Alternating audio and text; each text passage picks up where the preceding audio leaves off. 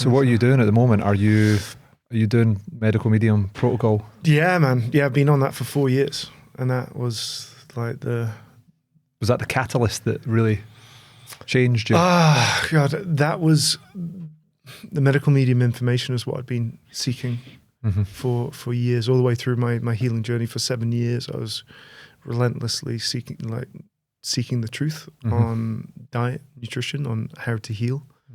So it was, that was a painful journey, a lot of trial and error, like I was mentioning before. And when I stumbled across medical medium, I started reading his information, and I just knew straight away this guy's speaking the truth, because he was speaking to things in my healing journey that were deeply intimate to me, and like the struggles that I went through and the symptoms I was dealing with. And so when he was speaking to it, I'm just like, I knew, like my full body was just like, oh, this is it. You finally found it.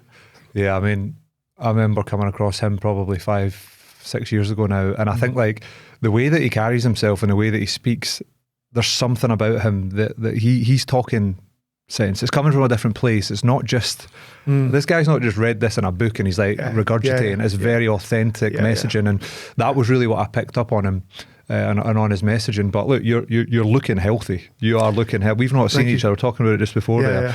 We haven't seen each other in probably 10 plus years. Yeah, I think it must be 11 years now. Which is mental. And I think the last time, or there's probably only 2 times that I can recall, because when I guess, came into the professional rugby environment at 18 years old, you were probably 31, just come back to Glasgow, and then... Yeah, I was 29. 29, was that when I came back to Glasgow.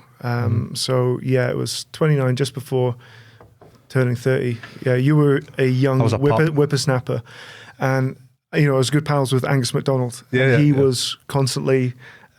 talking you up. Was he? Yeah. Oh, yeah. He was a big fan of you, saying, "Oh, he's going to be great." Oh man, how kind. Yeah. No, I like Gus. He was always a good influence and mentor. You know, I mean, he was a lot older than me at that point, but you know, he came in and he certainly made his impact. And I think like one of the things that like stood out to me, because you know what it's like when you come into like a rugby environment as a young guy.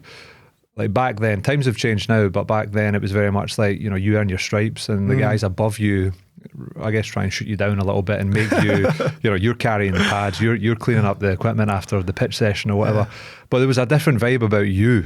That's what I picked up on. And I can remember the 2 sort of times where I recall seeing you and speaking to you. One of them was in the physio room, and it was when you were obviously getting treatment for the injury that you had. And there was a much more friendly, open energy that I remember you having, which is what I remember. Like, funny enough, you remember these little things, which wasn't all that common in the older guys in the team. Being a youngster, you know, you were normally getting it in the ear off them. So that was one of the things I picked up on you, from you. But, you know, interestingly, you were at a completely different point and probably in a completely different headspace that most people probably weren't really aware of at that point. But let's, I guess I'm really keen to try and get into all of that stuff. But I think where I want to start off with this podcast is like the early years for you, because you had an exceptional career as an athlete, a professional rugby player. I remember watching you on TV when I was, 15, 16 years old, and you were one of my favourite players. You were one of the names that got mentioned all the time. So taking you back to, let's just say 17, 18 years old, maybe when you started to know that you had something and you could maybe push on as a rugby player. How did you see life then? How did I see life? Well, I was totally focused on rugby. 17, 18, I was that laser focus on becoming a professional player, and I wasn't really academia, school, and I went on to go to university. I went to University of Northampton because I was in Northampton Saints Academy, but I was just doing the degree to pass time while I was trying to become a professional player. And so I was incredibly focused on that. But yeah, the challenges started arising from me, the injuries, like, geez, what a journey it was with injuries. They started coming to me when I was about 17, 18, just at that time when I was getting into the academy there.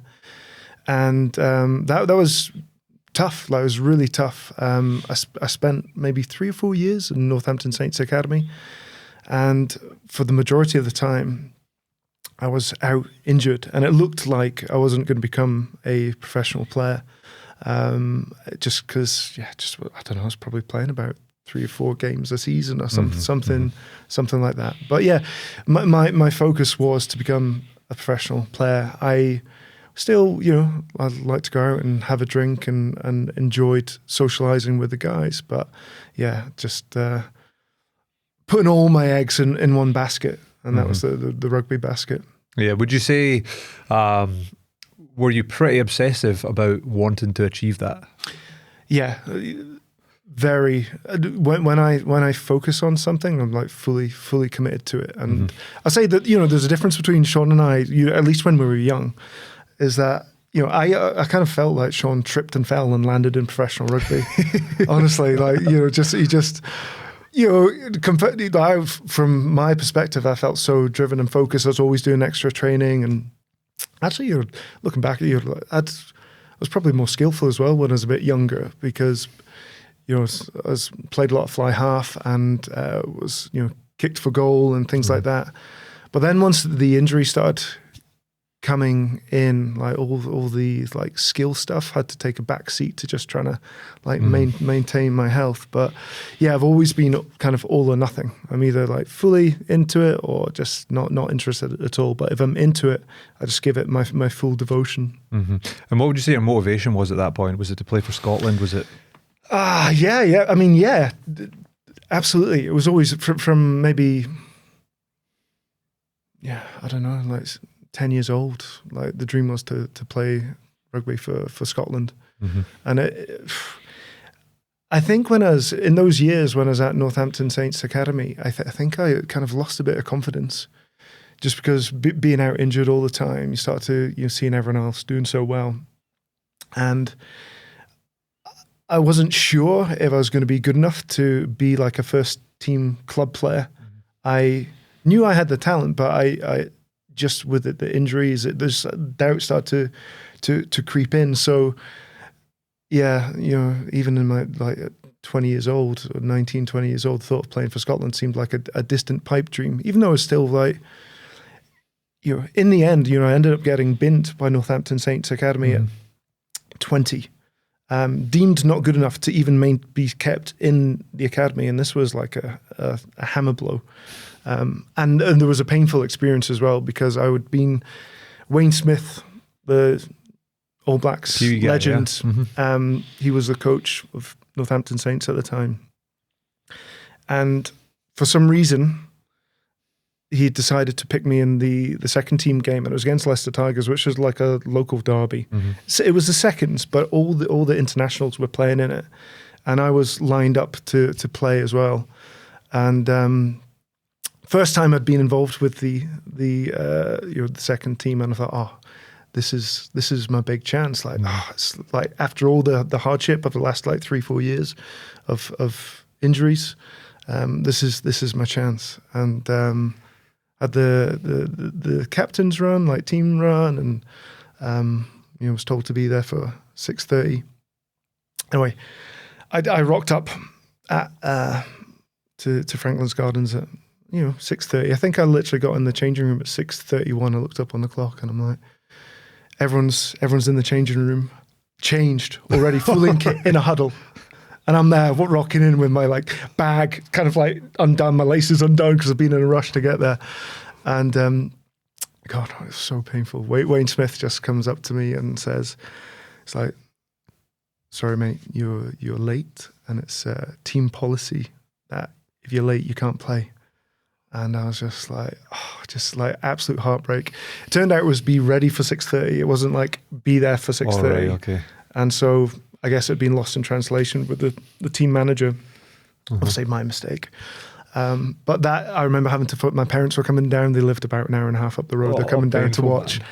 And I had to phone them to tell them, don't bother coming. I'm not that's playing. A shame. And then after that, they released me. So that was your opportunity, and it was literally that was 1 minute it. and gone. That was it. And then I played, it was at the end of the season, I played a sevens tournament, and then knackered my AC joint, like had a grade 2 tear, and was out injured. And so for that year, I was finishing my degree, at my final year of my degree.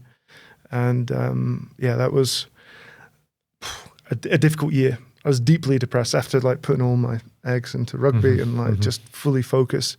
Now I was having to confront the fact that it wasn't going to happen, or it seemed highly unlikely I was going to make it into professional rugby.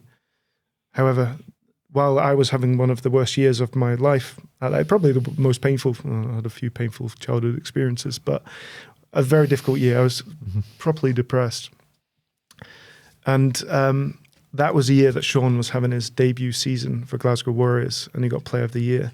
Oh, right. And so he was also playing for Scotland Sevens. And so, that gave me hope. I thought, well, if I can get fit, if he can do it, you can do it. I can do it. It gave me hope. So that was, finished my degree, and then I moved up to Scotland, moved in with Sean and Gemma, his partner, and they looked after me. And I joined Glasgow Hawks, and that was my entry into Scottish rugby. And then from there, so did you get a contract at Glasgow Warriors? How did it go? So my plan was, I thought, well, Glasgow Hawks, they feed some of the professional players to Glasgow Warriors.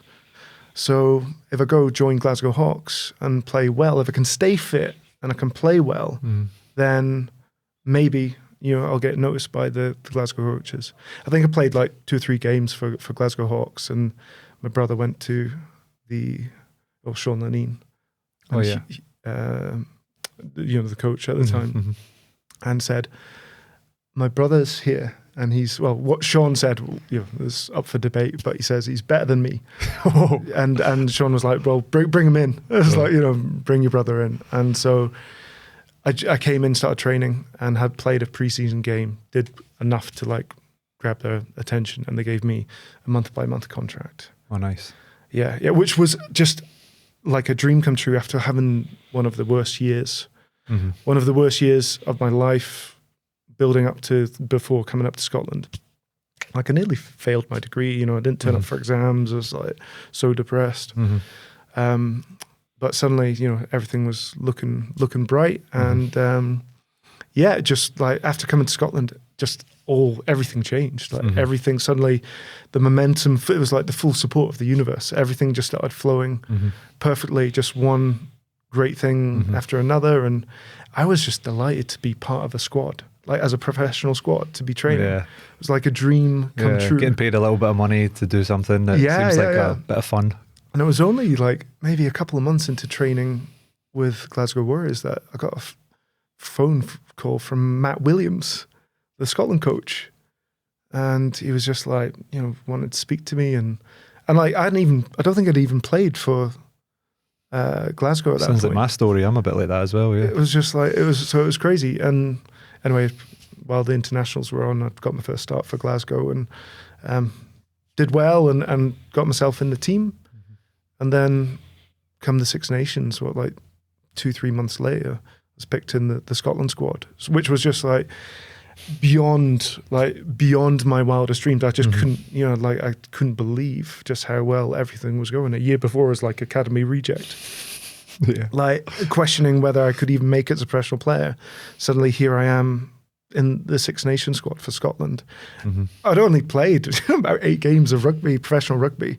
I think, and in the previous years to that, at academy level, I'd probably only played about 4 or 5 games a season. So I was very green. I didn't have a lot of experience. I think that sounds really similar to my own journey, in the sense that like I hadn't played many games for Glasgow or professional games before I played for Scotland, but the reason for it was injuries. Like, I mean, if I had been fit for more, maybe it would have actually not benefited me in some ways, because, it's like sometimes if you get a shot and you do well, they're just put on this like pedestal as being this like amazing player. You've not had the chance to make yourself look bad yet.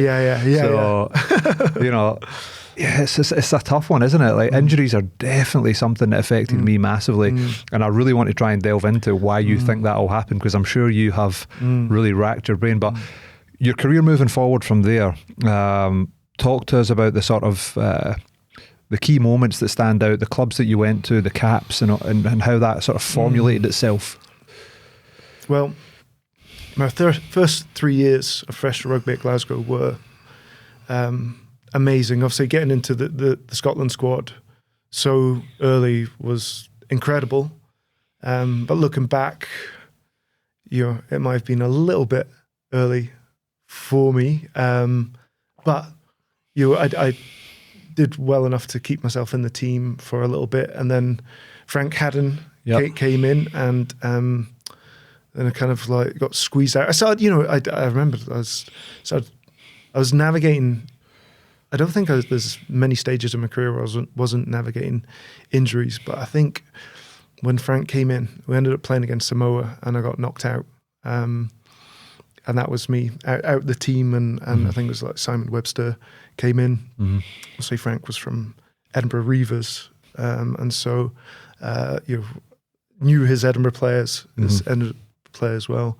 But in that time, I had a year pretty much out the international team, and I was just like playing for Glasgow, which was really good for me to build my confidence. And Sean Lanine, was a great coach for me, because he was for me too. He built my confidence and spoke so positively. And I'm one of those players that if you speak well about me or encourage me and have faith, then I'll perform. But then don't respond. I didn't really respond too well to like negative or tough love, which I didn't get a lot of in my career. But Sean Lanine was really important. Kenny Logan came from, he was obviously a Scotland legend. He came up from Wasps and he joined Glasgow. He turned out to be an amazing guide for me, mentor. And he gave me a huge amount of confidence and coaching, and just, had really, out of anyone in my career, I'd say Kenny probably had the most positive impact on me. But those 3 years was just like a dream come true, and I really wanted to stay at Glasgow.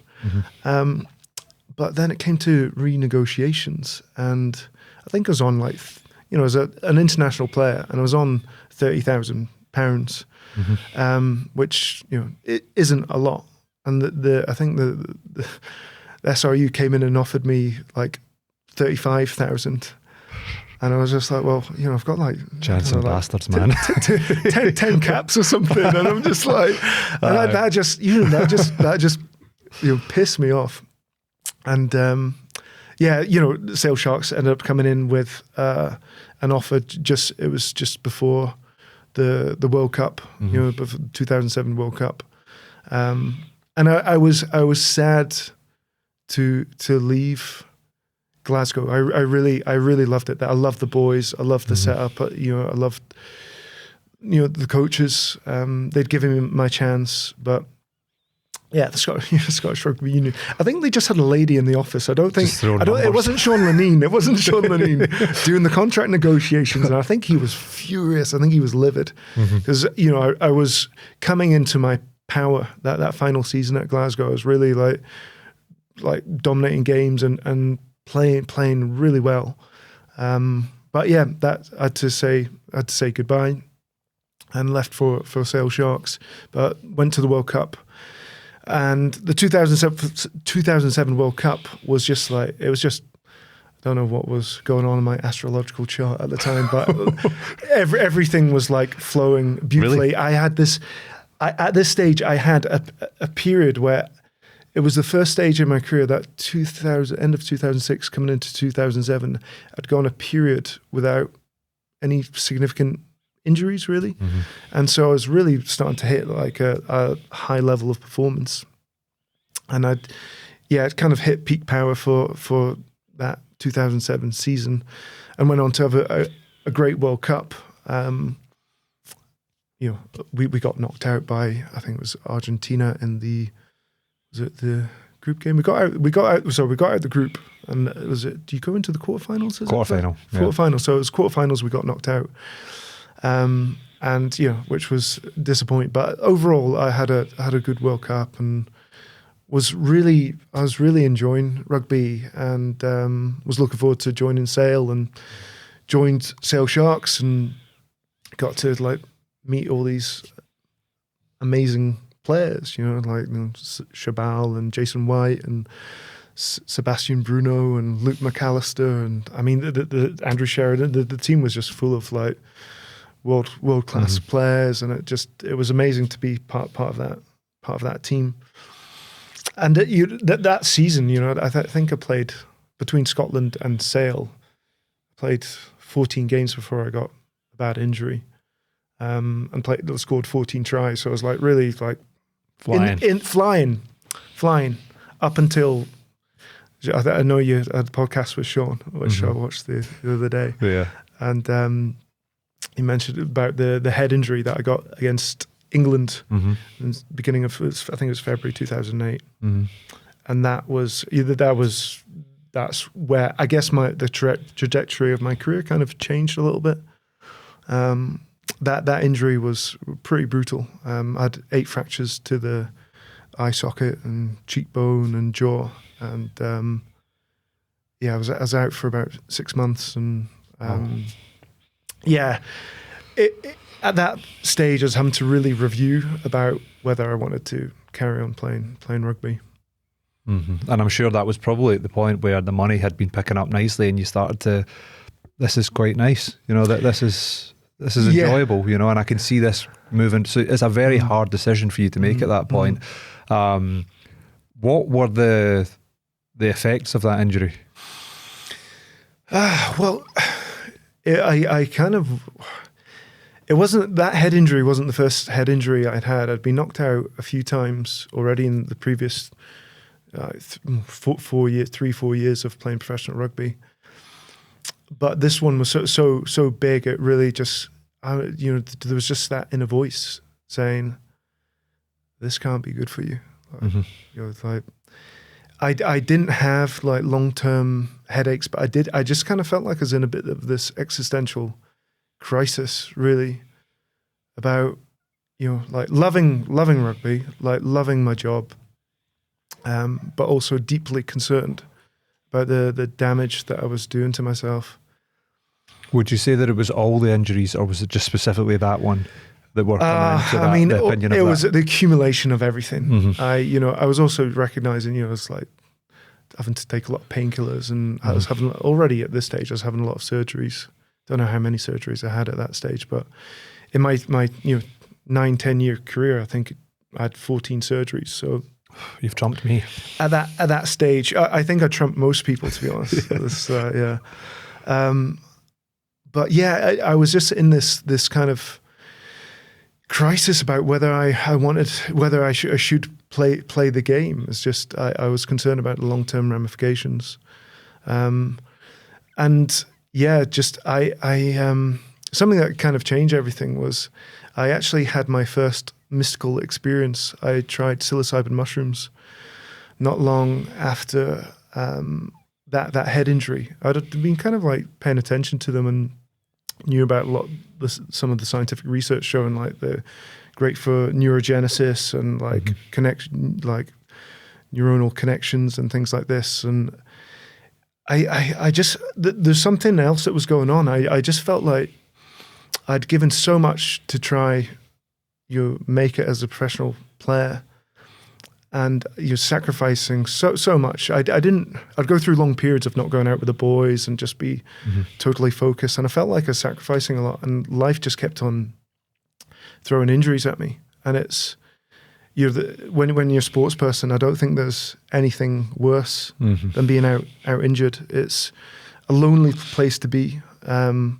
You're obviously always fighting for your career as well, because you're only one injury away from losing your career.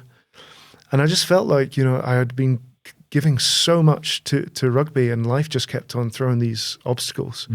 My desire, like my desire to be the best I could be, was so strong.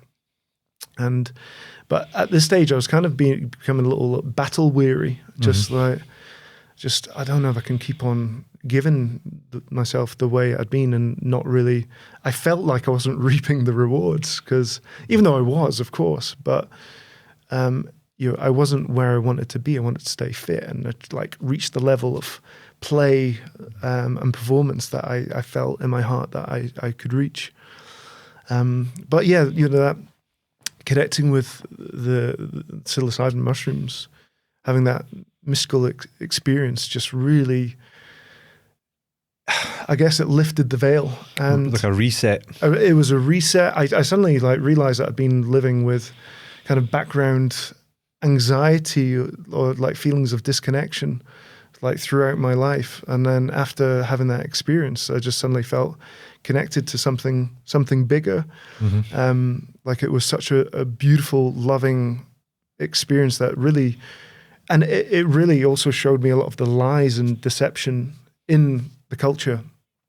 And suddenly, instead of being so focused on my own little experience, suddenly was able to see life in a different way and view my position in it slightly differently. And so I guess at that stage, other aspects of life started to become more important. Like there was like the intimations of like the spiritual nature of myself and life. But having said that, I was still a professional rugby player and still deeply like ingrained into that material professional lifestyle, and still had all the egoic demands of being the best I could be, but also starting to question the nature of reality and who am I? It was a contradiction. Oh, it was such, they talk about with psychedelic medicines, the importance of integration.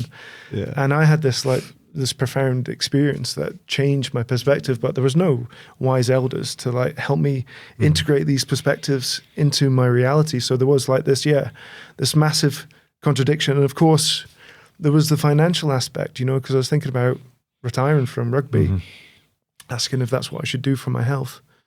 And, but as you mentioned, I was starting to get paid well, and I'm like, what else am I going to do? This is all I've ever dreamed of. And so all the other options, there wasn't any other options but to just keep on playing. But I guess my psyche had been cracked open to new perspectives at that point. And the next few years were just, I guess, a little bit turbulent, trying to integrate these new perspectives into my life. Still caught up in all the rugby lifestyle and everything that comes with it. Yeah, that happened to me. I completely relate to that. And you know what?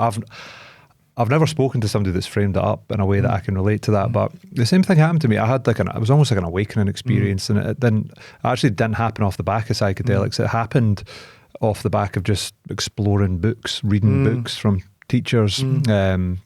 One of the books that I read was The Power of Now by Eckhart Tolle, and I'd been reading some other stuff on the side, and I had a real sort of, I don't know, it's almost like the lights came on. The lights came on, and I'd realised, like you, that there was like a background anxiety and sort of disconnection that I had been living in for so long that it had become normal. I wasn't conscious of it. I was actually a really scared young guy. Like I didn't want to speak to people. I didn't want to like put my hand up in class and ask questions.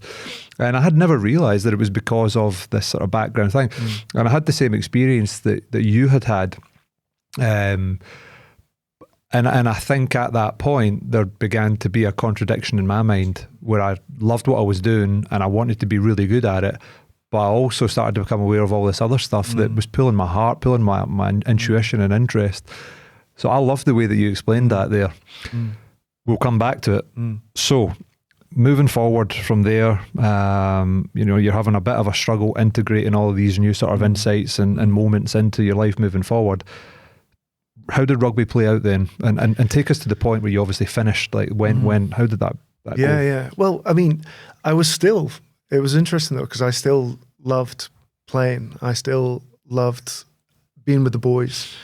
I loved the connection to my brothers that I experienced. And that was really like all the enjoyment from rugby for me it's just like the brotherhood. It's the camaraderie, the deep connections. There's something really galvanizing that brings you together when you are putting your body on the line for each other, and the friendships that are developed. And that was, so I still loved that. But yeah, I had a couple of years at Toulon and, a couple of years at Sale Sharks before I signed for Toulon in France, and did 2 amazing years at Sale Sharks and had some wonderful times. But I also was allowing started getting into like the partying a little bit more. Before, when I was at Glasgow, I was still like really focused on like my performance. And then I started wanting to, like, my focus then became the bond with the brothers, and really you're going out for a few drinks and like partying and having fun and all that kind of thing. So that was how it went. We went to signed for Toulon, the south of France, and it was amazing. Like just star-studded team. Some of the biggest names. Was Matt Ghetto there? Matt Ghetto, he joined on my second year, but Johnny Wilkinson was there.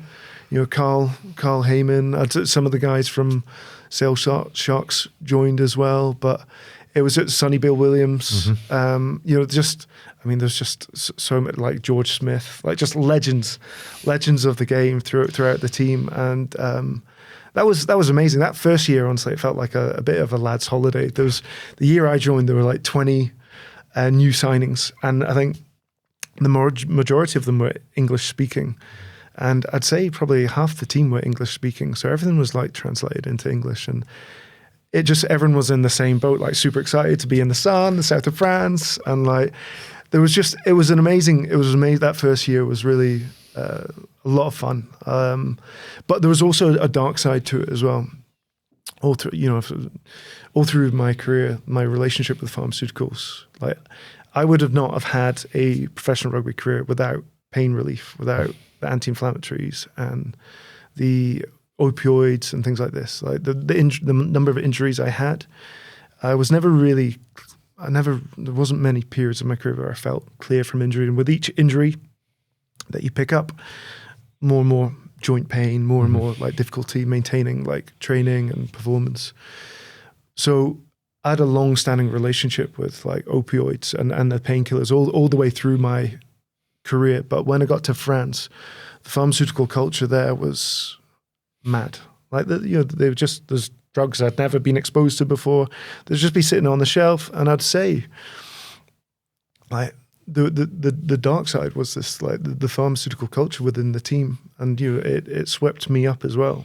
And I'd say, I don't know, maybe a third of us of the squad were like on these opioids and these at times these benzodiazepines, which are highly addictive. Yeah, real problematic. Highly addictive. And so this started to seep into, it wasn't just for work to get through the pain of like playing and the surgeries and all this kind of thing, but they started creeping into recreational use as well. You remember like bus journeys back from away games.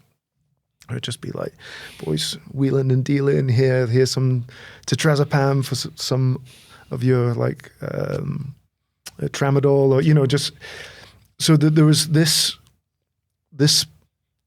dark side of what was going on, like, and this level of hedonism that was starting to take over, which was kind of like also in complete like contrast to, I wasn't integrating any of like, I guess, the spiritual aspects that I'd experienced from like the mushrooms. There was this inner knowing that I should be conducting myself differently. Yeah, conscience talking to you there. Yeah. But I was operating totally out of integrity. And so, the pharmaceuticals and the drinking and the partying really started to, I guess looking back, it was pretty wild. It was pretty wild. I wasn't alone. I wasn't alone in that. There was a lot of us in it, but it's an important part of my story to share because it had severe ramifications for me. And so, but those first 2 years, in spite of all this, like, my time at Toulon was amazing. Like, just was still able to maintain a high level of performance, although it was getting more difficult with all the injuries, more brain trauma. And then, it ended up the World Cup year, 2011, New Zealand. I'd fallen out of favour with Scotland. I went to the World Cup, but wasn't picked. And was just devastated that I'd fallen out of favour. And I think I played one game and was just like furious that I wasn't getting picked. And so I ended up coming back to Toulon. Right, good, I'm back to Toulon. Great. I'm going to show, I'm like fully focused on getting back into the Scotland team. And I'm like, right, I'm going to like just give everything and get myself back into the team. And in that time I was away. Philippe Saint-André, my Toulon coach, had got the French job, and Bernard Laporte came in.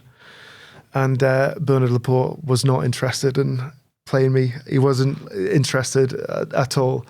And, I came back from the World Cup having not played, and then I suddenly not getting picked for Toulon. And it was just, I felt like everything was starting to unravel in my life. I just felt like just suddenly, all through my career, I'd always been picked when I was fit at every team I'd been at. And now suddenly I was falling out of favor, and it was a difficult thing for my ego to take. Mm-hmm. But I do think that was I think that I really believe that our outer reality is a reflection of our inner reality. And I look back at that time, and the consequences of the way I'd been conducting myself were affecting how I felt inside, just like the ramifications of the excesses and the pharmaceuticals and just the years of like injuries and surgeries, and my body was starting to, like my internal world, like my health was starting to be affected. And I just see that my outer reality reflected this back to me as things started to unravel. So I ended up terminating my contract at Toulon, my highest paid contract of my career. How long did you have to go in that contract? I was in my third and final season. So I probably had 3/4 of the season left. I was terminating my contract in November 2011. And the thing is, just as I made that decision in my mind, they picked me, and I'm just like, nah, I'm off. I'm like, you pissed me off. I'm leaving. Yeah.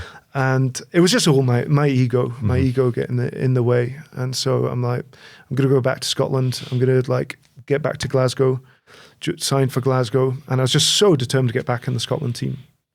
I think I played 2 or 3 games for Glasgow after leaving Toulon, and got knocked out, a bad knockout at Murrayfield against Edinburgh. And I came to from the knockout, sitting on the pitch, wondering why I was at Murrayfield in a Glasgow shirt. As far as I was concerned, I still played for Toulon. And it took me maybe about half an hour. Yeah, I just remember thinking, fucking hell, things must have gone really bad. Things must have gone really bad at Toulon. I was, like, what's happened? And that was a bad knockout. It took about 30 minutes for me to remember that I'd left France and come back to Scotland. And then it was only about, a week after that the BBC did a story on me, digging into some of my tweets, and ran it. It was on it was the second story on the 6 o'clock news, BBC Scotland. And they dug into some of my old tweets.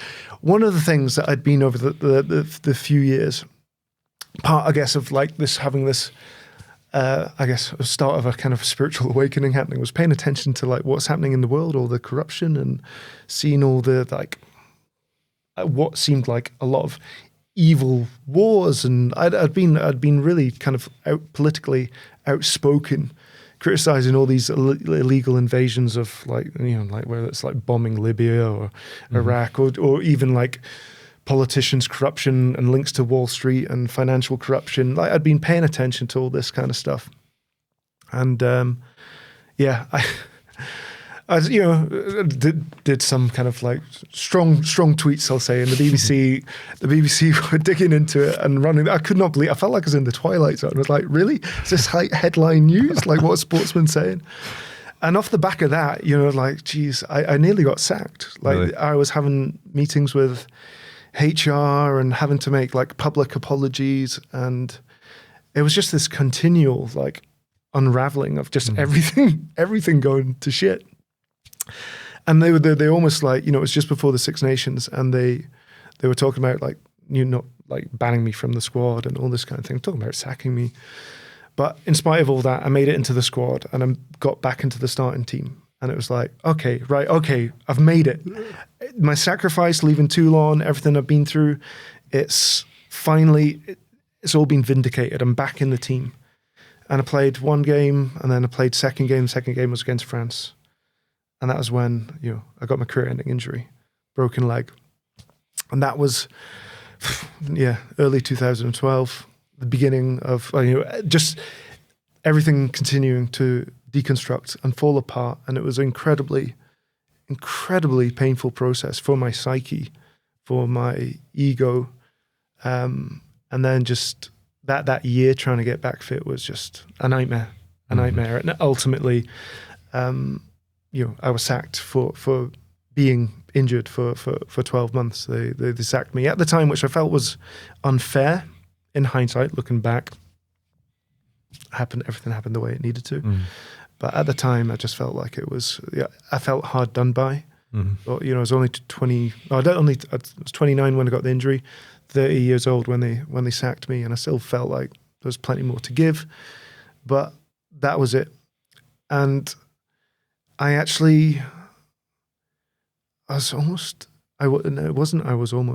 was relieved. I felt like an animal being put out of its misery, because my career had just been, although I had all these amazing experiences, and I'm so grateful to rugby, I really am. I speak a lot about some of the darker sides, only because it's such an important part of my journey and what I went on to experience thereafter. But yeah, at the I had my journey through rugby was not easy with all the injuries, and but I was retiring. I'm like, okay, right, it's over. Like, no longer having to put myself through all this pain, no more surgeries, or at least that's what I was telling myself. But it wasn't the case. It was only the beginning, well, barely the beginning of my real troubles that were coming my way. The injuries, something I've struggled with a lot. I was injured more than most players that I know, and a lot of people say things to me like, "Oh, well, it seemed like you were on the up, and all of a sudden you just sort of didn't get picked anymore for Scotland, and not Glasgow as much as well." And what it seems like to me was the problem was the injuries, not getting that consistency, and it's very frustrating. I'm really interested to dig into the reason behind why you think the injuries happen, because I know it's a very hard question to answer, and we could talk about this for hours, but some people just tend not to get injured and some people do.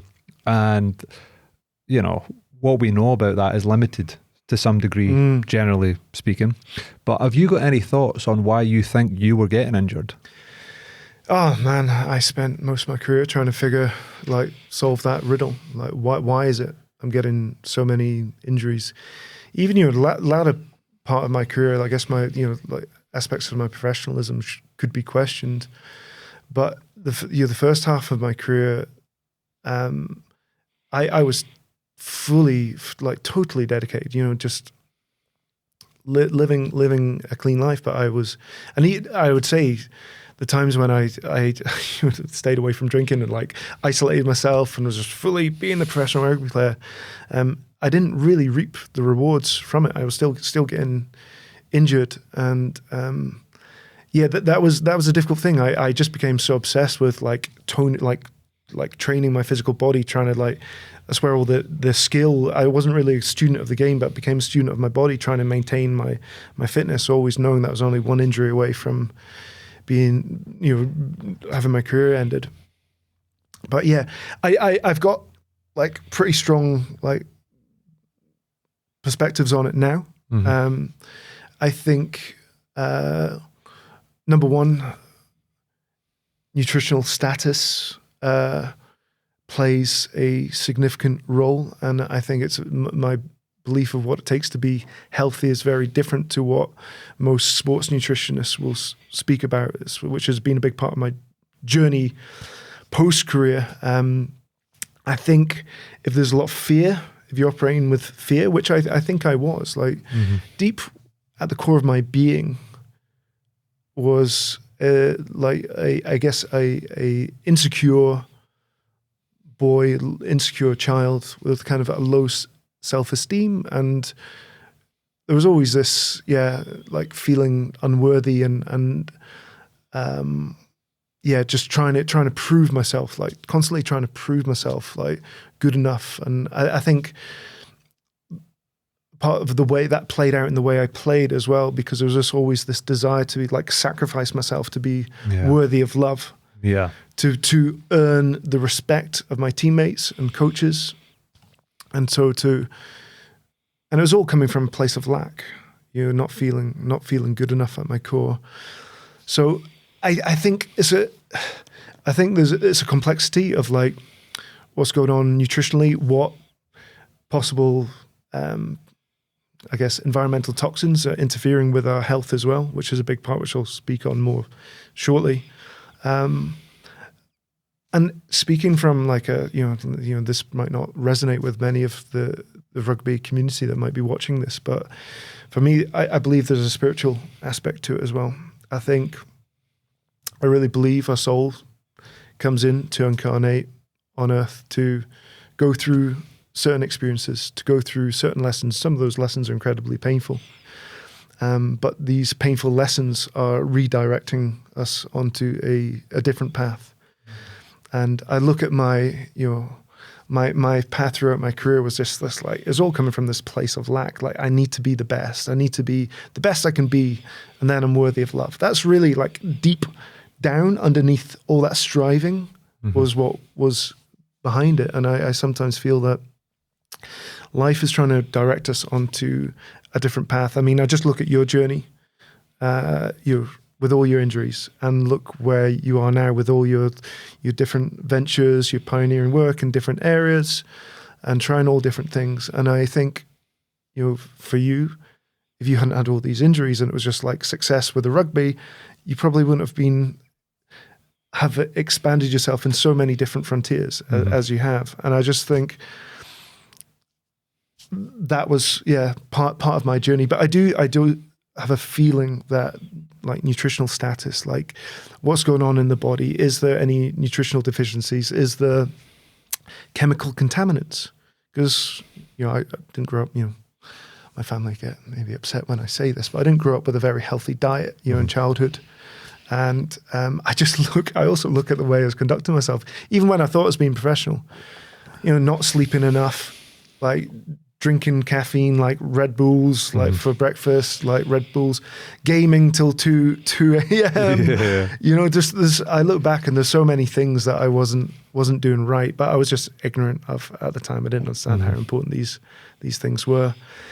It's a complicated subject. Why do we get injuries? But ultimately, I do feel like everything, the pain and suffering that is delivered to us, is encouraging us to grow in different dimensions. And so I look back and just see I really feel that my career unfolded the way that it needed to for my growth and development. And sometimes not getting what you want is the best thing that can happen for you. Mm-hmm. Yeah, God, that was really nicely articulated. I'll say that. I really do relate to what you've said there. Life has a way of directing you, and pain turns out to be a really good thing, and facing that pain and allowing that pain to be there, recognizing it, has its power. It really does. And I think, like, that's probably something that's happened to me is, I look at my career as a professional athlete.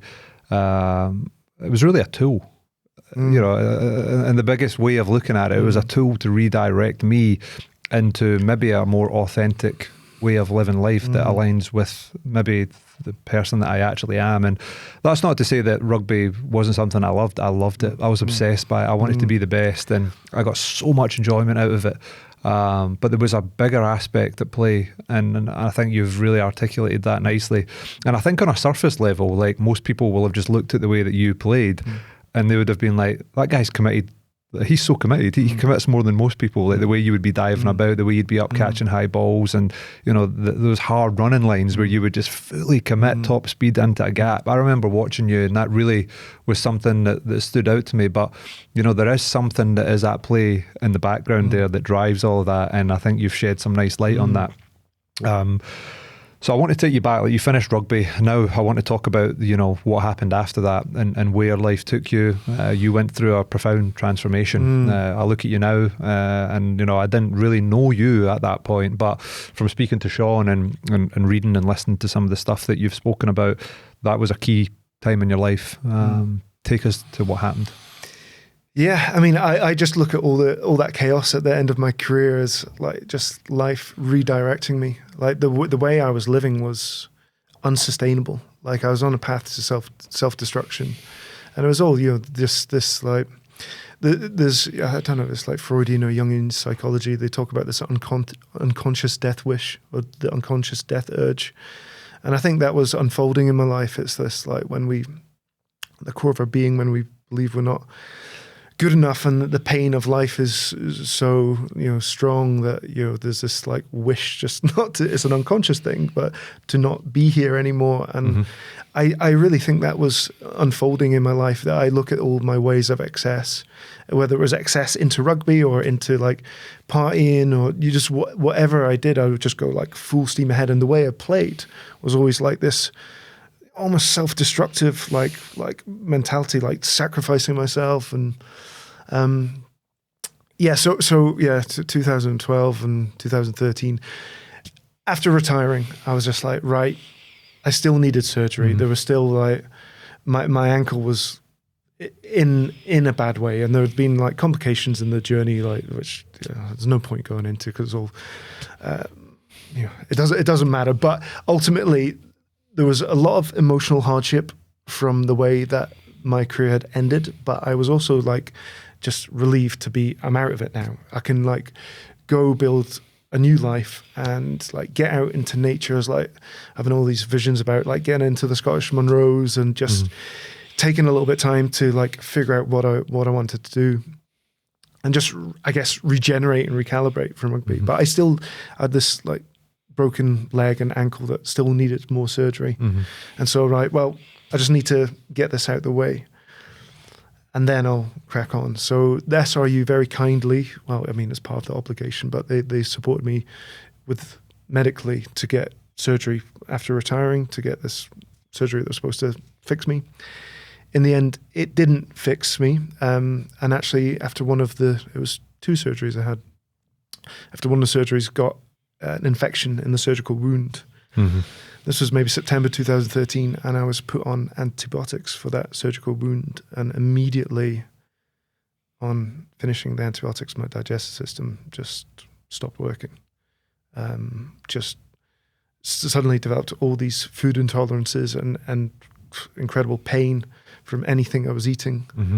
And then feeding myself became this ordeal, and all these other symptoms were starting to develop. I was like developing like insomnia and heart palpitations, muscle spasms, blurred vision.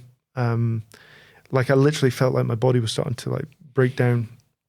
And I think that's when you might have seen me at like you in the gym. You looked thin. I wasn't sure if you were just like ripped or that there was something going on. Like, at that stage, I was still, had the muscle from rugby, but I was at the very beginning of my digestive and health symptoms. So I was losing weight fast, but it was probably the leanest I had ever been. Everything I'd been seeking all my career was suddenly happening, but it came, there's a heavy price. And that point was probably one of the most scariest moments in my life, when my health started to like unravel.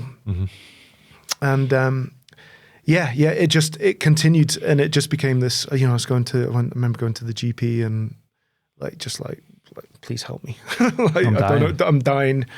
And he's like looking at me, and I still had a little bit of muscle bulk, but I was unwell. Like I think at that stage I'd seen him like lost 3 stone or something in like 3 months. And he was just like, what are you doing? Like, get off your fad diet and like, sort yourself out, and just kind of gaslit me. Because at the time I was trying all these alternative diets, like trying to find a way to eat and heal my digestive system. One of them was like the GAPS diet, which is called the GAPS, and the gut and psychology syndrome diet, and it's involves changing diet radically. And he just thought he thought that was the cause of my weight loss, and I'm just like, no, like I'm incredibly unwell. The thing is, although I'd lost a lot of weight at that stage, I didn't look totally unhealthy. I still had like muscle bulk and all this kind of thing. But this was just the beginning of what turned into just living in a nightmare. I was probably only sleeping 3 or 4 hours like a night, broken sleep. And like, you know, I was just getting like muscle spasms and like waking up with the heart palpitations and just the nightmare of trying to find food to eat. Mm-hmm. You know, Sean, like in that podcast he did with you, it's like talking about when I was like trying to like eat eggs, and he's like saying, I was in a really bad way at that stage, and I was like, my nervous system was just like totally inflamed. Mm-hmm. I was deeply depressed and like dealing with a lot of brain fog and just highly irritable and just stressed about trying to find foods that I could eat. It was absolutely terrifying. And it's difficult for family, you know, like, I think there's only one thing hard, like, you know, like, I think the next most difficult thing to actually going through a health crisis yourself is having to witness someone that you love go through it. Mm-hmm. And everyone's just like, you know, go to a doctor, see a specialist, and, you know, they'll fix you. And it's like, well, you know, I did all that. And you find out the hard way that mainstream allopathic medicine has no clue about chronic health issues. Like, great for emergency medicine, like, you know, just amazing at fixing bones and you know, like, I don't know, delivering babies and saving people in traffic accidents. But for people developing chronic health issues, it's illiterate for chronic. This is why there's just, you know, so much chronic disease. Mm-hmm. And so that year, that from September 2013 till like October 2014, it was like I was living hell. My broken leg, my surgery failed. So my surgery failed, and so I was struggling to walk. And then the SRU cut my medical support as well, which left me high and dry, unable to see my surgeon. I was now on the NHS waiting times. And of course, I couldn't buy any private insurance because no one's going to insure anyone with an injury. So I was stuck in this position where I couldn't eat and I couldn't walk anywhere. I was waiting a long time to see, you know, so I think it was like 8-9 months I had to wait to see the surgeon. And just that felt like a huge betrayal as well. I felt, and there's something to mention as well, like the reason that they withdrew my medical support was really because I pissed them off because when I retired, I spoke out about concussions and rugby's problem with concussions. And it wasn't directed at the Scottish Rugby Union. I loved all the medics, James Robson and all the physios, like, loved them dearly for all the help they'd given me in my healing journey. But rugby had an overall problem with concussions and the way it managed them. And I'd seen many alarming things, and obviously what I'd experienced myself, knocked out 10 times, like clean out 10 times during my professional career. No one's keeping track of that. And so I spoke out about it and really annoyed, you know, they bit the hand that was feeding me effectively. Yeah. And I get it, you know, I understood their position, but at the time it felt like a big betrayal, which emotionally was a tough place. But I guess I was reaping what I sow, you know, like I annoyed them. And so so that was a difficult part of my journey as well, just like feeling cut adrift and abandoned and really on my own. And I was dealing with this health crisis now as well. Leg that I couldn't walk on, digestive system that I couldn't eat anything, and was deeply depressed. And the physical symptoms that I was dealing with were, my body felt like a torture chamber. It was like just, people don't understand the depth of suffering people living with chronic health issues are going through, you know, like, well, you know, up until that point, I'd been an athlete and I'd never experienced chronic health issues. And like, I guess when I looked at other people, seeing them failing, or, you know, like seeing them go through struggles, health struggles, chronic health struggles, there was always this, well, you know, it's maybe their genes or they're just not very good at doing life. Just go to the gym. Yeah, you know? yeah. Just, you know, get a grip up here. But then, you know, I was getting taken through a journey of like what true suffering is like. And it was honestly like my body was a torture chamber and I couldn't see a way out. And suicidal ideation started to come in because I couldn't see a way forward. There was all hope was lost. And it was so, my time, my daily experience was so unbearable that I was just like, if this carries on for much longer, I'm gonna have to end my I can't life. take it. What did your days look like? What, you know, were you in the house? Were you in bed? Sitting on the sofa. Sitting on the sofa. Sitting on the sofa. I that year, saving grace was YouTube, listening to podcasts and like listening to Alan Watts, philosophical, spiritual teachings, and this was really, you had intimations of this like spiritual dimension of life and who we are. That began with that psilocybin experience in 2008. And I'd been struggling to integrate it all, but I really felt like life now was taking me through an experience where like my physical body was being broken down, and the only thing that I could do was cultivate my spirit.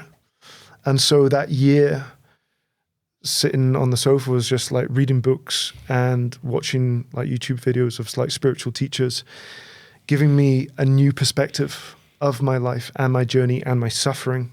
And that just kept me afloat all the way through those difficult moments, was probably my saving grace. And it was actually the things when everything changed was I was listening to Joe Rogan podcast, and Aubrey Marcus was speaking on it. So this was probably October 2014. And Aubrey was speaking about his experience with this plant medicine, iboga. And it was maybe 30-minute explanation, like he's giving his testimonial. And when I heard him like speak about it, like my whole body was just like buzzing. Like there was just like intuitive knowing that somehow this was going to help me. And I'd been in my lowest moment. I wasn't, you know, like I'd never really prayed. Prayed a couple of times in my life. Once when I was a kid with my grandmother, just like that compulsory prayer before going to bed. I prayed in my depression in that year before becoming professional, when I was like cast adrift and I was deep in depression. But I'd never really, only in desperate moments did I pray. And, you know, it was only a couple of weeks before that, listening to Aubrey Marcus speak about iboga, that I'd been at my deepest moment of despair, and like on my hands and knees in tears, just in deep suffering, just called out to the universe for help. And, you know, life delivered. I put in a heartfelt call, and life started to deliver through these synchronicities. And when I heard this testimonial from Aubrey, I knew I had to connect with this psychedelic plant medicine. It comes from Africa, Gabon, Africa. The Bwiti tribe have been working with it for millennia. And I just felt in my being that this was somehow going to help me get out of this rut. And so, yeah, summoned all my energy, and you know, in an act of like absolute desperation, got myself out to Costa Rica, and had 3 ceremonies with this very powerful plant medicine, psychedelic shamanic plant medicine. And yeah, I mean, we don't have enough time to go into everything, but after the first ceremony, I didn't really, what I felt was, I was quite disappointed. I didn't really experience much of what I was expecting. I was expecting to be journeying into the astral and speaking to the ancestors and all this kind of thing. I didn't get any of that. But the depression was lifted. Okay. Straight away. Like that was just that negative thinking was just lifted. And was just in this like kind of afterglow. And then the second ceremony was one of the most like toughest experiences I've ever been through. At the very beginning of the journey, I started to get into insights and glimpses about what I'd done to myself through just the way I'd been conducting myself, living my life, all the self-destructive lifestyle choices and habits, and the way I played rugby was part of that, but the way I partied was part of that. The way my thought patterns, negative thought patterns, was part of that. And yeah, it just showed me everything. It really made me remember every pill I'd ever taken, all the injuries, all the surgeries, just like all the partying, just showed me everything that I'd been doing to harm myself. And that was excruciatingly painful to look at, to see how I'd been treating myself. The message from the medicine was like, what did you think would happen? It's like the laws of karma. Yeah. You operate in the way you've been operating, the way you've been living your life. This is inevitable. And that was a difficult place to be, to confront, to, have to take responsibility for everything that I was going through. And, it took me into this dark underworld, and I was lost in this, it was very demonic, really? Demonic. And I was in it for about, by the weeds type, 8 hours of like demonic visions, and lost in this abyss of like misery and pain, and just confronting the truth of the way I'd been like treating myself. And I remember thinking, well, I'm definitely gonna have to end my life now, because there's no way I can heal from this. And I reached out to one of the facilitators, and I will say, like, this space, it was a retreat center, and it was like I was surrounded by like loving, supportive facilitators who just like were there to help me through the process. But I remember reaching out, and I realized, I'm going to get really into the woo-woo here, talking on the spiritual dimension. The vision showed me that I'd actually, through all my self-destructive behaviors, had created a separation between myself and my soul. And that part of the chaos that I'd been living through my life was this like disconnection, feeling disconnected from life, or disconnected from my essence or the truth of who I am.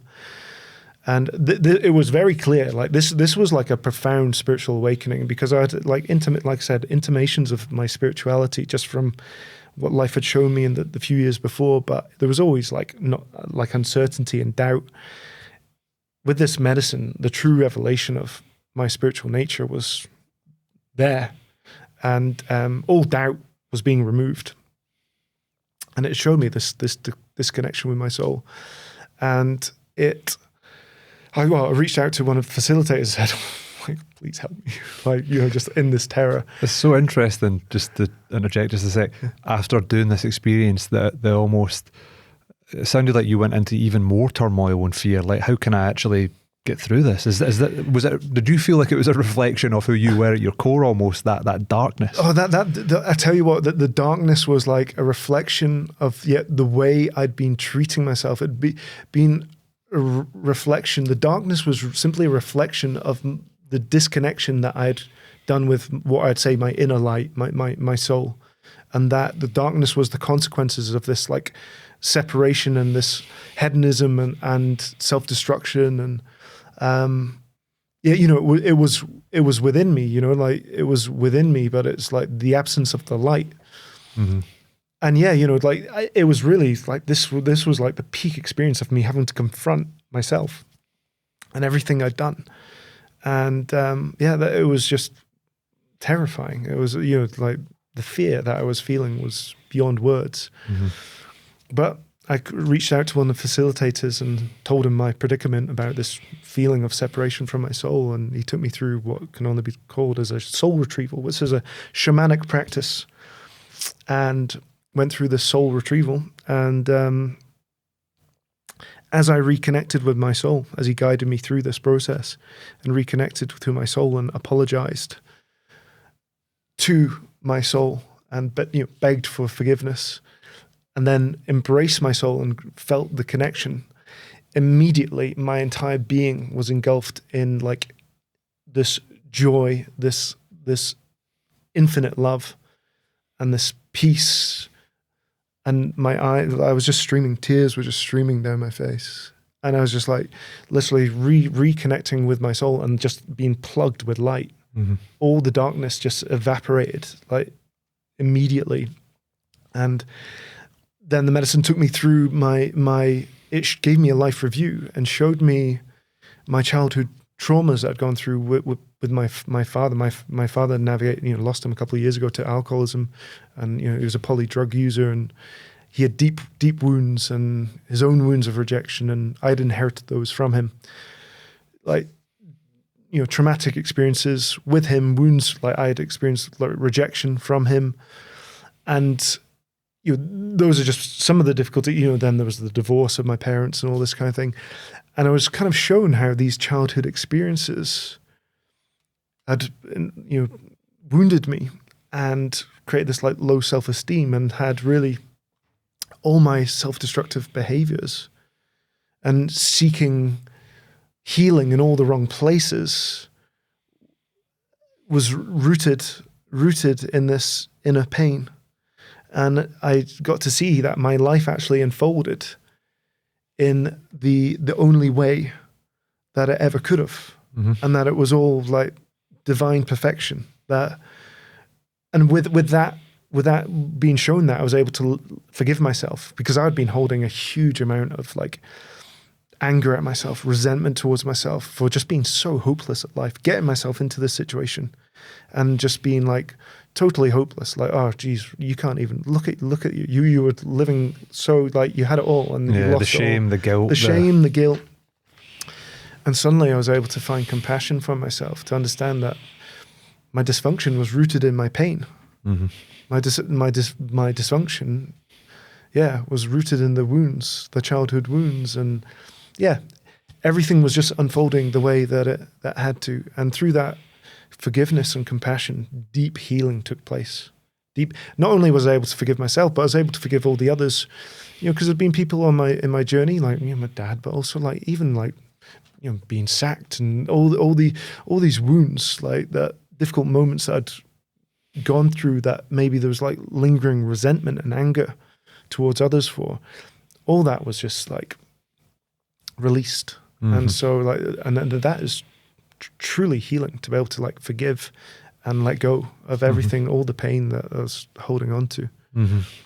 And so do you think, I guess the question I'm trying to ask is like, do you think there was a disconnect from what you're speaking of as your true nature, your sort of your core of who you are, and like what do you think of that space? Like, I mean, I'm interested to it sounded like it was a real powerful cathartic moment where it was sort of revealed to you after a long time of not. It was always probably there, but it just wasn't appearing. Yeah. I mean, it's always there. We always we're never really separate from that essence. For me, my healing, my crisis, everything I was going through, I felt, I look back now and I just see it as a spiritual awakening, right? Mm-hmm. And, I didn't grow up religious. I'm still not religious, but I now understand the spiritual nature of my own being and of this reality. And I believe that there is a benevolent intelligence that is manifesting all of reality, that is within us and without us, and it's a guiding force. I look back through my life and somehow I've made it through all the experiences, all the difficult challenges, and somehow made it through it all. And it was only really when I turned inward and asked for help from something greater than my own ego. My mind, my ego, if I let that steer the ship, I just run into trouble. My first 30 years of my life proved that to me. But when, life cracked me open, like it rendered me, it incapacitated me, because I was just like full steam ahead on self-destruction. Mm-hmm. The broken leg and the digestive system just stopped me, paused me, and made me sit with myself and sit with my emotions and have to contemplate the way I'd been operating, the way I'd been thinking about myself, all the negative thought patterns that were really simmering below the surface all through my life. Mm-hmm. And this, I believe there is a force. I believe material reality is manifested out of consciousness. I don't believe consciousness is a product of the brain, but I believe consciousness is the universe, that the material universe manifests from consciousness. And this is what these medicines have shown me. And that my consciousness, this is my belief, is that my consciousness survives the body, and that the energy of our consciousness goes on, and that we exist beyond this life and exist in high dimensions of reality. That's what my belief is, and that wasn't something that was fully realized overnight. But Iboga definitely showed me the truth. It absolutely revealed that I am soul, and that all the great music and like, you know, speaking about and what is the soul, and the soul is love, and that God is love, like the source, the consciousness is love. That's my ultimate belief. And so this was just the beginning really of what turned out to be just like my life going from professional rugby player to this was just like, it changed so radically. And it was the beginning of this was a death process and a rebirth process. Rory, the rugby player, was dying, and that egoic identity and the attachment to all the material reality was dissolving. And that process was through the destruction of my material body and having to cultivate spiritual strength. Often, you know, it's only through suffering that we start to question, like, who are we? Why are we here? What is this life? What is this reality? Everyone's like lost in their own story. And it's like, just hold on, like, are we not going to stop and talk about this miracle that is existence? I know. Who am I? Who are you? Why are we here? Like, what is the meaning of this? Like, these are the deep fundamental questions that we need to be asking, because when we start to ask, life starts to deliver the answers. But if we don't ask, life doesn't deliver. Yeah, this is something that I'm deeply interested in. I think in some ways I've almost come to the same beliefs and conclusions that you have when it comes to, you know, consciousness being the fundamental part of reality, or the most fundamental thing in reality, and everything is a manifestation of that. You know, we couldn't be sitting here having an experience without some sort of something powering it. But someone once said, I heard this and it strikes me as relevant to your story, that, you know, we're born, and if our true nature is this love and openness and, you know, oneness, I guess you could call it, that a successful life might look like this, you know, having a sort of experience or journey of being born as that, and, you know, coming into this experience as a human being, and somehow being guided back to that, and realizing that through your life, through this journey, there is a sort of underlying truth. And that truth is obviously, I think, conveyed in so many different ways. And, you know, there's been wars fought over it. There's been all sorts of just madness that has happened as an argument to what this truth is. And there's not really any concrete words in which we can use to explain it. But I've had certain experiences in my life that I think are really sort of similar to what you talk about. The first being one that just happened as a sort of random, you know, reading a book, but lights came on sort of thing. And they got me really interested in exploring that myself. And I think, you know, when I've seen you online and I've seen the stuff that you've been talking about, I really relate to it. I do relate to it. And I think, you know, a lot of people probably look at it and they think, what the hell's that all about? But maybe there's a little bit of an intriguing sort of thing going on there as well. But a lot of people, and there's nothing wrong with this, I totally understand it. It's maybe not the right time. There's no openness there to be interested in this. And, you know, it was something that I think I struggled to integrate into my professional career, because one of the things that I realised after this happened to me was that people started looking at me and almost thinking, what's wrong with you, man? You've like changed. You seem like different. Like, we used to be mates with you and now you're not. And I can understand that. That's fine. That's cool. And I think as time has went on, I've probably started to integrate and seem a little bit more normal. I am normal. But it's too complicated to try and explain this. But I'm sure you feel that you know. Yeah, well, you know, it's interesting. It's like, you know, I look through my life and it's like different lives all wrapped up in one. But I certainly think the end of my rugby career and going through the health crisis, the health crisis was like the beginning of it. It was a birthing process of a new version of myself. And it was like letting go of the old, outdated version. And for me, it was because I went straight into health crisis. I isolated myself. You know, I was like, you know, no one heard from me, right? Like, I stopped seeing all the boys. I wasn't hanging out with anyone. No one wants to hang out with the sick guy. It's difficult. It's really difficult for family members and friends to be able to, like, it's difficult for them to see someone they know to go through a struggle, but also they can't relate. And I wasn't, when in my struggles, I wasn't exactly a fun person to hang out with. I couldn't feel any joy or happiness. And so it was just like life. It's like a guillotine going down, like end of the rugby player. And it was like birthing this whole new reality. So I wasn't hanging out. I wasn't going through the spiritual awakening and hanging out with the same people that I was. I was in a long-term relationship, but that broke down throughout this process.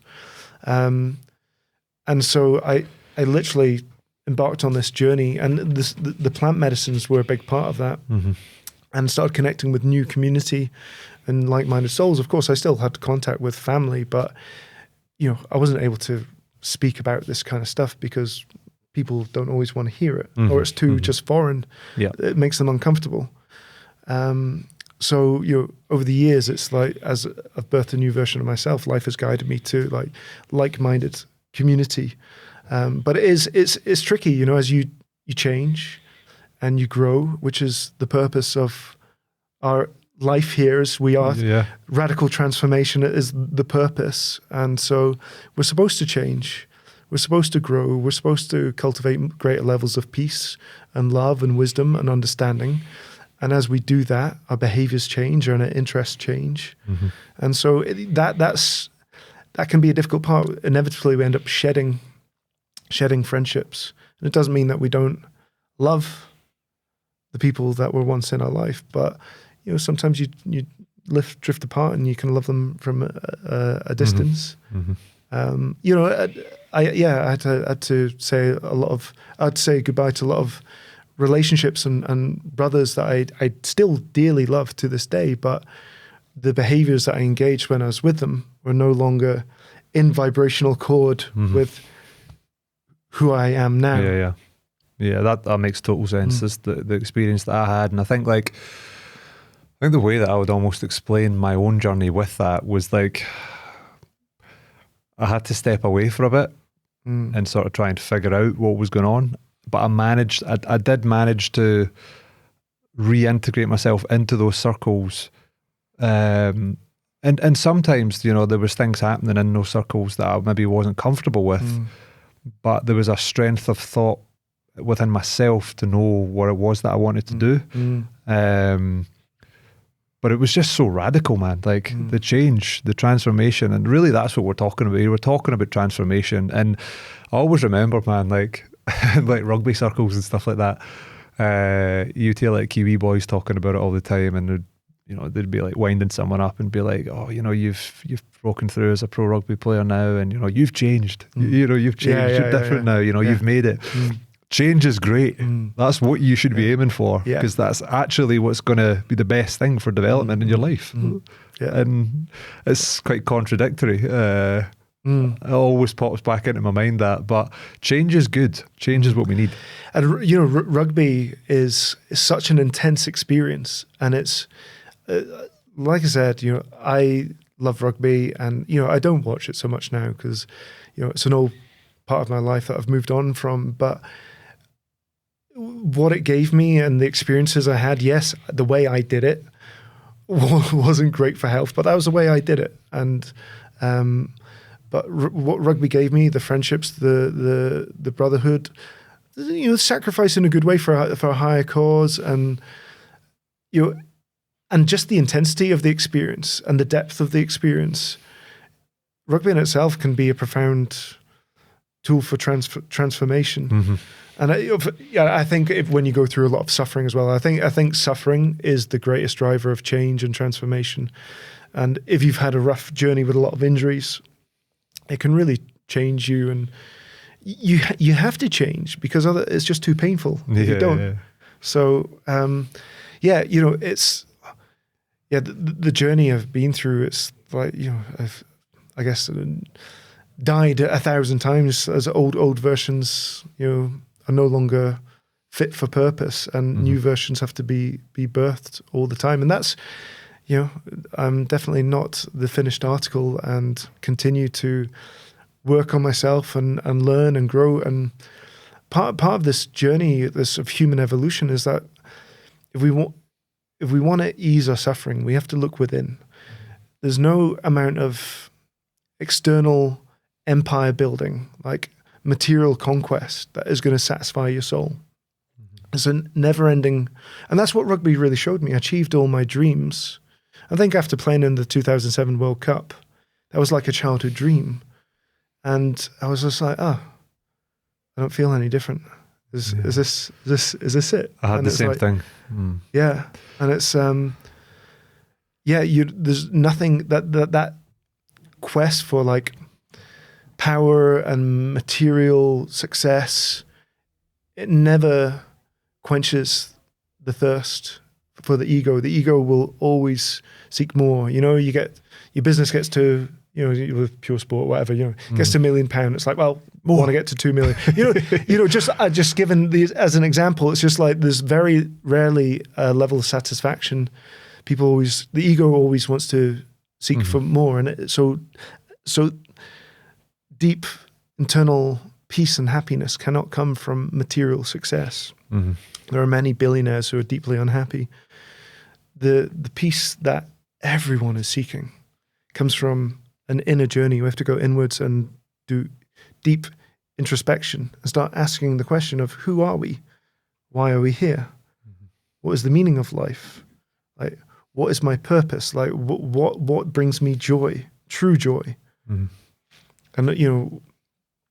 one thing's for sure as well, as part of the healing, the journey of what I'll say awakening or healing or coming into peace and happiness, is that it can only be done through community.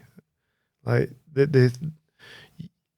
we cannot like heal on our own. And this was what I learned in my healing journey. I was very lucky that on my path that life guided me to amazing teachers and guides and wisdom keepers. Some of them working with the indigenous in the Amazon, working with their medicines, connecting to their cosmology, their understanding of reality. To heal, we need the support of others, and we need to find like-minded community who really have our best interests at heart. And one thing I'll say is that if that's what you seek, life will deliver it to us. And I think, I think it's clear, when we look at the culture, there is profound change happening. There's a lot of people going through deep suffering, but also the number of people that I'm able to hold these conversations with is growing all the time. So I do think there's something very special happening in humanity. It looks pretty dark that's happening, everything that's happening in the world, but I like Terence McKenna's analogy. He's a legend. yeah.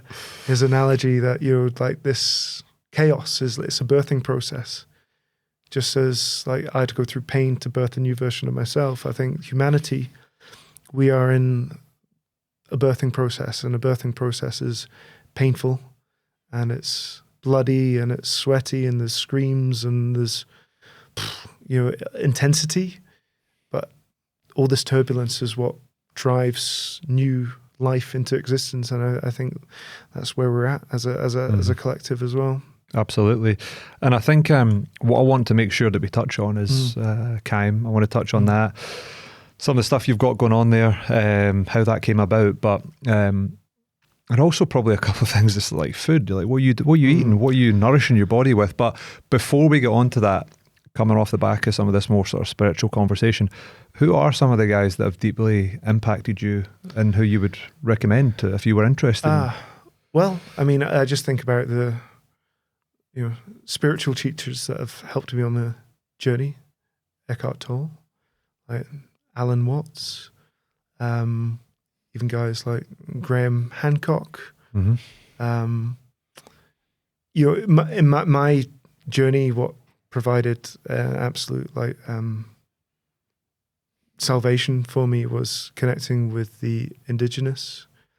It wasn't long after iboga that I was actually being interviewed by a BBC journalist, maybe a couple of months after I came back from Costa Rica, and he was telling me about his time, and he'd seen some of my tweets about some of the psilocybin research, and so he told me about his ventures in Colombia with these brothers who worked with ayahuasca, and told me that they were going to be in the UK soon, and there'd be an opportunity to connect with them and their medicine. And connected with them, and they ended up inviting me out to Colombia and took me on an adventure down into like the deep jungle in the Amazon, connecting with the Kofan, the indigenous, in the Putumayo region. And it just started to go on this like unbelievable journey.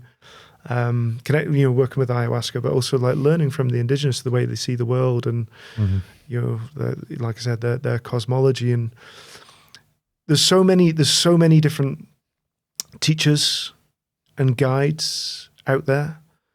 Even the religions. Like the problem with religion is it's like religions are institutions that have been corrupted by, greedy men. But beneath the institution is spiritual wisdom and truth that, when properly dissected, there can be profound teachings in all the religions. As far as I'm concerned, they're all pointing to the same thing. So, connecting for me, connecting to the Hindu philosophy and the Vedas, and using Buddhism as well, but the Vedic wisdom has been a big part of my healing journey and learning about the nature of soul and reality through that. I really think that what they're speaking to there is the truth. Like the great mysteries of who we are and what this life is, have been contemplated for millions of years, and there have been enlightened beings that have shared their wisdom, in beings who have attained high levels of consciousness, who have access to the all-knowing, and are able to share their wisdom. But ultimately, I mean, there's so many different teachers from so many different sources, whether it comes from, like Aubrey Marcus, and in the early days, Joe Rogan, Terence McKenna, Alan Watts, all these wonderful teachers, past and present, who just are sharing their truth and sharing their wisdom. And we're lucky to be alive in the age of information, where we can access whatever we're seeking, and we can become access to great spiritual teachers and world experts in any field. And so if we seek healing and growth and understanding, life will guide it to us. I really believe that life responds to us, but we have to ask for it. We have to seek it. And do you want to know about the nutritional side? Yeah, I'd be keen to hear about that. One last question I have on this before we move on.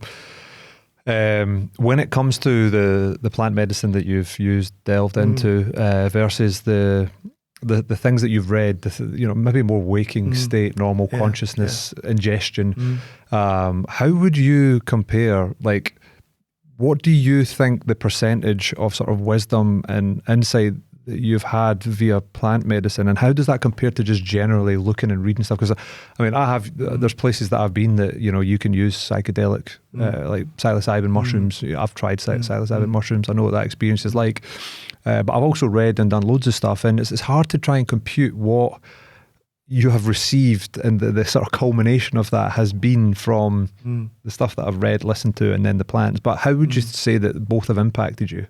How do you weigh it up? I think it just, like, I just see confirmations from all sides. Like, the truth is the truth, and like psychedelic medicines have the ability to reveal the truth to us and like take the blinkers off our perspective. Like we get trapped. And the Western mind gets trapped in the belief that everything that we can sense and see and feel and hear is all that there is to reality, and this is just an illusion, total illusion.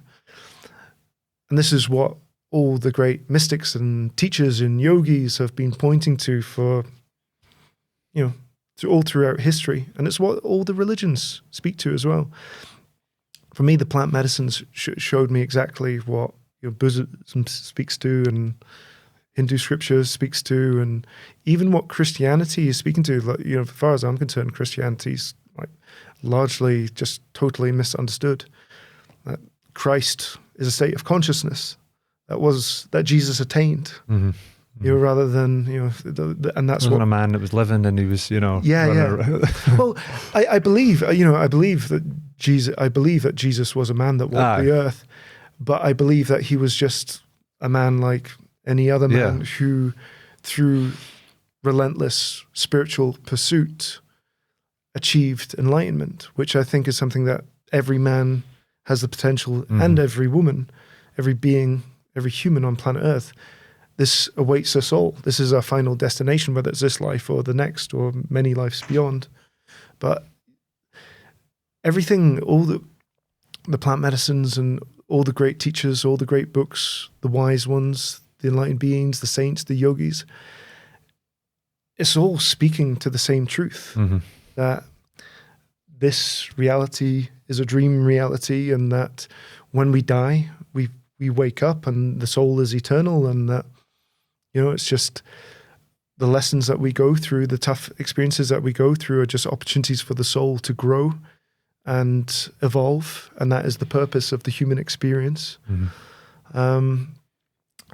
So, yeah, I mean, it's just, for me, I've had more than 1,000 confirmations of this truth, of the spiritual nature of who we are. And I ultimately think that more and more people are coming to this realization. I think we're entering this age of awakening, and it's you know, part of what we do at CAIM is just help people go within and whether through all sorts of different modalities. But it's like when we start to go within and ask these questions, these revelations come to us. It takes time and perseverance and diligence, but if we're really serious about understanding who we are, then everything starts to come to us slowly. Yeah. And we have to be patient. Well, we do, yeah. And that can be the problem a lot of the time, is the desire to receive almost gets in the road of the reception. Like, and you know what that's like. Yeah. But I think, to redefine or re-say what I said there, your Christ was definitely a man, but I think a lot of people, you know, we talk about God as like the sky and we picture him, and, you know, I definitely have had a bit of insight myself into maybe what that points towards through my journey, and I think you've said that really well. Right, let's crack on to some food, nutrition, health, because that's been a big part of your journey too, and I know you have learned certain things off certain people. Where are you at with it? Yeah, well, the nutritional journey has been the most challenging, but also the most like profound. So trying to heal my body, like I was getting all these, you know, tuning into all these wisdom keepers and masters and indigenous, and sitting in plant medicine ceremonies and getting all this like emotional and spiritual insight. But my physical body, although it was healing a bit, was still struggling. I was still developing new symptoms, like all the way through the journey, which was kind of demoralizing because I was totally dedicated to healing. I was fallen. Also, I tried every diet going. I think, you know, spent probably £100,000 over the years on supplements and therapies. And I mentioned fecal matter transplant, was I was trying to correct my microbiome, which is a whole theory that I really bought into at the beginning of my health journey. Was like, it's all about the gut. It's like the microbiome, heal the gut and everything will be fixed. And it's much more complicated than that. And when you're really ill, you get chronic illness teaches you the truth the hard way, that you learn actually that a lot of the information being shared in conventional but also alternative medicine isn't true. It's only partially true, or sometimes it's completely wrong. And if you follow the science, when you're chronically ill, you will stay sick. That is, I give a guarantee. If you're chronically ill with serious symptoms and you follow the science, you will not get better. And this is where, you know, I went through a like arduous, painful journey and demoralizing at times, just trying all these different diets and modalities and still struggling and still developing new symptoms. And that was the case up until 2020, January 2020. But I will say all the way through this process, there's aspects of truth that I connected with. Like the truth was I'd poisoned my body. I'd poisoned my body through all the surgeries, the pharmaceuticals, the adrenaline-fueled lifestyle, just the toxic sports supplements that I've been living off all through my career. Everything I'd done was building to poisoning my body. And I realized that at the beginning, that obviously the pharmaceuticals were the trigger, but they were just like, they were the straw that broke the camel's back. Mm-hmm. But it was the history before that had led me into my physical health crisis. And so I realized my body was poisoned and it was toxic, and I needed to cleanse the poisons out and detoxify. And I tried many different detoxes, cleanses, water fasts, prolonged multiple 2-week water fasts, juice fasts, all sorts of cleansing, ketogenic diet, paleo, GAPS, FODMAPs, tried everything. And nothing brought the resolution. Spent tens of thousands on probiotics, different probiotics, supplements, vitamins, minerals, it was wild. Lots of trial and error. Then 2020, I stumbled on Medical Medium and Anthony William, and didn't know who he was. I just stumbled on him. I was dealing with a full body shingles infection that I'd been navigating for about a year. That was just I was in this kind of crisis point, like all the spiritual wisdom, but somehow my physical body, it was still struggling. And it led that quest for healing, led me to the Medical Medium wisdom. And I just stumbled on it. And when I read it, I was like, this guy, everything he's speaking to in this article, it's like, this is what I've experienced, lived through. And it's totally different to what all the other health gurus and influencers and podcast doctors, totally different to everything that they've been saying. I tried all that stuff and it wasn't working for me. And he was speaking in this article explaining why all these alternative health practices don't work. And it was exactly what I'd experienced. And so I knew straight away this was the truth. And so I dived straight into his books. And the first book I read was Liver Rescue. And I was crying tears of catharsis multiple times reading it, because for the first time in 7 years of being on my healing journey, my journey was being spoken to, all aspects of it, everything being, all the wild symptoms and experiences that were intimate to me that no one else could really understand were being explained in perfect precision and making perfect sense. And I started to implement the Medical Medium protocols into my life, and immediately started to experience healing of symptoms that I hadn't been able to shift for those 7 years. And I have not looked back. It's been 4 years of total dedication to the Medical Medium protocols. And now all the way through the journey, I knew that nutrition was the key for my healing.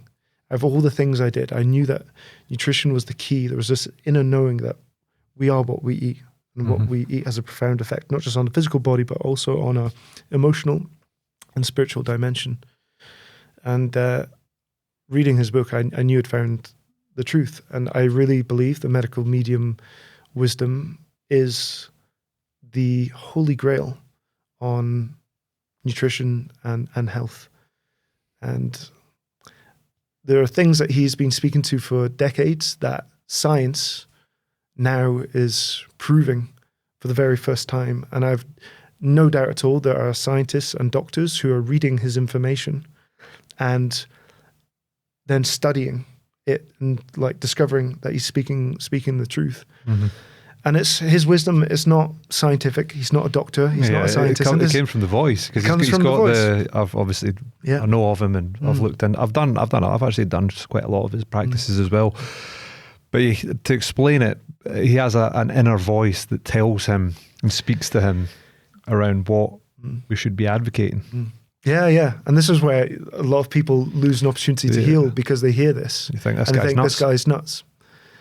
Since 4 years old, he's been hearing a voice which identifies itself as the spirit of compassion, and it reveals to him the truth of health and disease, and it gives him the breakdown of any person that he's around of what's going on in the body. And because he was a medium, that's what he was, wasn't he? He has the ability to read people. And so this is his spiritual gifts, is that he can read and he can scan people and see what's going on. And I know there will be many people who are listening to this. Like, this is what the hell? I heard this and I was the same. What the hell is this? But then you go on his Instagram page, honestly, like go and have a look on his Instagram. You'll see the following that he's got, some of the results. I don't practice any of his stuff at the moment, to be completely transparent. But this guy's talking about something that is making a dent in the population. I just want to reach out to anyone who's dealing with chronic health issues. And this is, I've got a big thing, like, talk about the rugby players with the dementia and the CTE. This is the secret to preventing and healing this, is that you got to detox the body of the poisons, the pharmaceutical drugs, the toxic heavy metals. This is all medical medium information. Please, anyone out there who is struggling with health, do not ignore the medical medium wisdom. If you implement it into your life, you will heal. Right? You will start to heal, and there's no other modality that is yielding the results that his protocols are yielding. There are millions of people healing every chronic disease you can imagine. And his information is that what is behind chronic illness and disease are toxins, pathogens, and stress and trauma.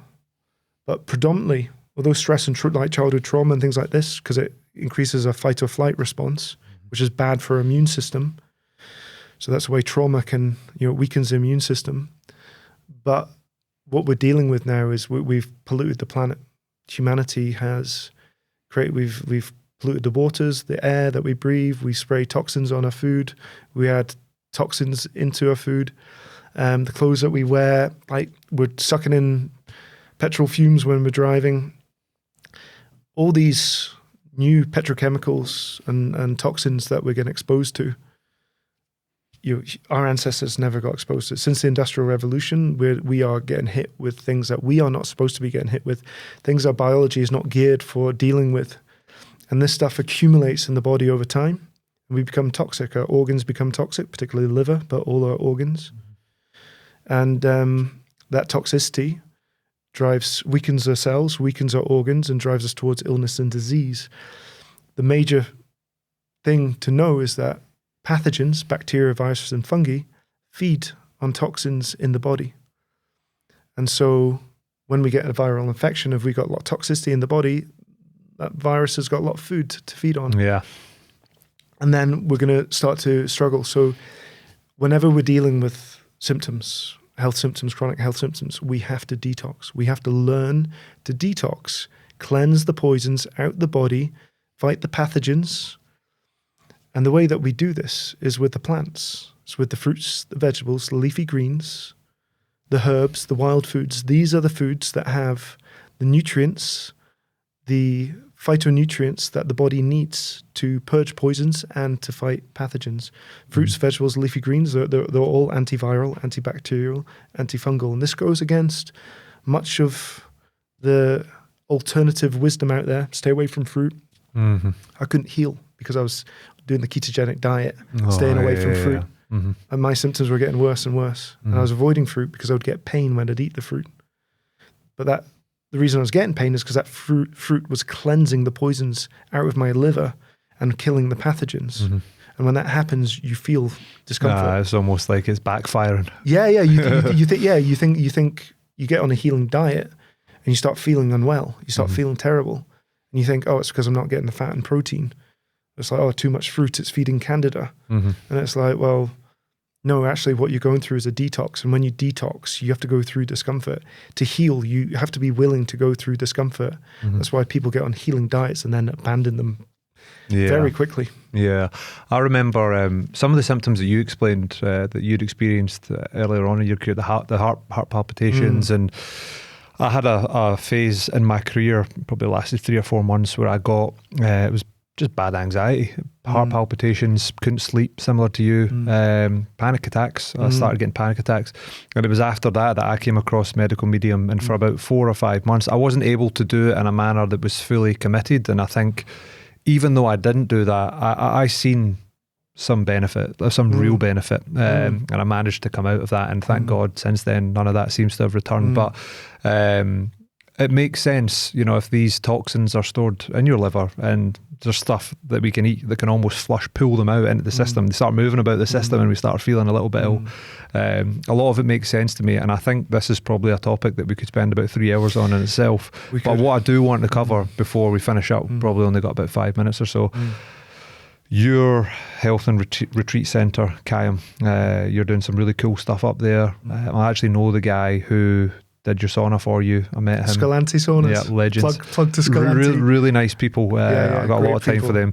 Yeah. So tell us about it. Tell us about what you're doing and what's coming up. Okay, so in 2019, started to birth CAIM. It was at our home, myself and my partner Shannon. We were inspired to create a space where individuals come and experience healing, connecting to the modalities that I have worked with. Like, you know, there's so many things I haven't even mentioned about my healing journey, like breath work and meditation and nature immersion. Obviously, you know, Cambo as well as a medicine that I've worked with. And, you know, we sauna therapy, hyperbaric oxygen therapy, these are all things that we work with at CAIM. And so, yeah, I felt the call. I could see my own suffering helped me connect to the suffering of others, and like deep compassion was born through the depth of my own suffering. And I really think this is something that we can only hold compassion to the depth that we've experienced suffering ourselves. And so now I just see, when I look around, I just see so many people in the depth of despair and navigating crisis. And I know what it's like to be lost in that sea, trying to heal when there's like just an ocean of information that's all contradicting itself.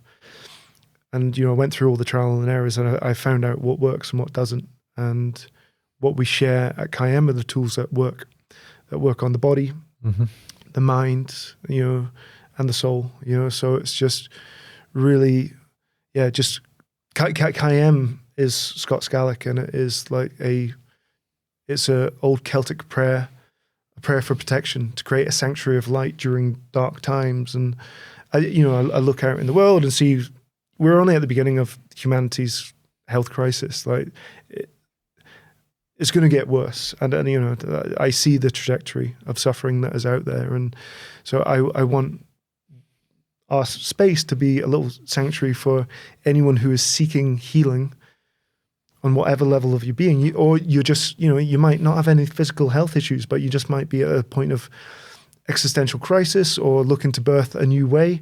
The practices that we work with are profound, and they even like breath work and meditation, you know, just, and then when you add in the nutrition, I believe between the breath work and nutrition, meditation, you have everything that you need for your healing. But what I will say is, if you're doing the breathwork, the nutrition, the cold water therapy and sauna therapy and hyperbaric, but you're still eating the wrong foods, you're still going to be struggling. And that's why I think nutrition is the foundation that anyone who's seeking healing must focus on that, and then build the other practices upon that. But yeah, you know, we also do men's work, collaborate with David Ross Miller, who is a beautiful soul who used to be at Glasgow in the gym.